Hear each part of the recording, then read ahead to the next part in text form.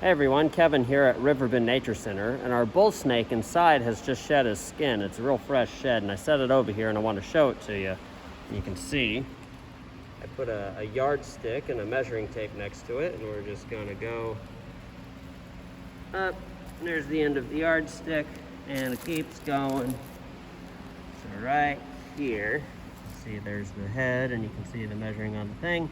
Stopped at about 8 feet. Now, usually when your snake sheds, the skin that you find in there is going to be longer than the actual snake itself. And that's just because all the skin here in between the scales is kind of stretched out a bit. It's a little stretchy. And eventually it'll kind of shrivel up to be a bit more accurate representation of your snake's size. But you can see here this shed skin makes the bull snake look like he's almost 8 feet long.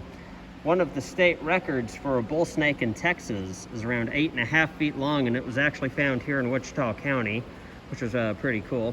And this one is from a captive bull snake, so I don't think we'd use this as an example of how big bull snakes are around here. When on average, they average more around 5 to 6 feet.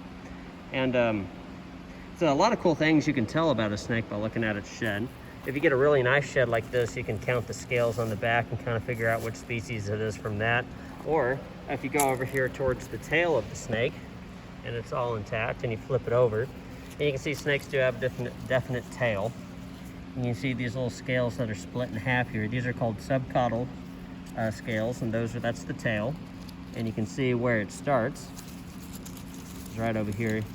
These are the ventral scales, the belly scales. And right there is the anal plate. You can see there's these weird little things there, and you can actually tell if your snake's a boy or a girl from a shed like this, which is pretty cool. Put that back that way. Once again, you can just kind of see how long it is. And on some snakes, like his head didn't shed very well over here, but you can see the scalation of the head and the old eye caps that used to cover the eye there. It's pretty neat. Both of his eye caps came off, so that's pretty healthy. And the reason his face isn't complete like this is because when he was shedding, he was rubbing his head up against a paving stone, and he ended up kind of scratching off some of the nose scales in his rostral scale. So all we ended up was just the body here. Yeah, it's just kind of interesting. And snakes shed their skin all in one go like this. It's a molting process. We as humans also shed our skin, but our skin comes off in flakes. If it came off in one big go like this, that would be kind of weird. Anyway, I hope you enjoyed seeing this video, and I'll have to catch y'all next time.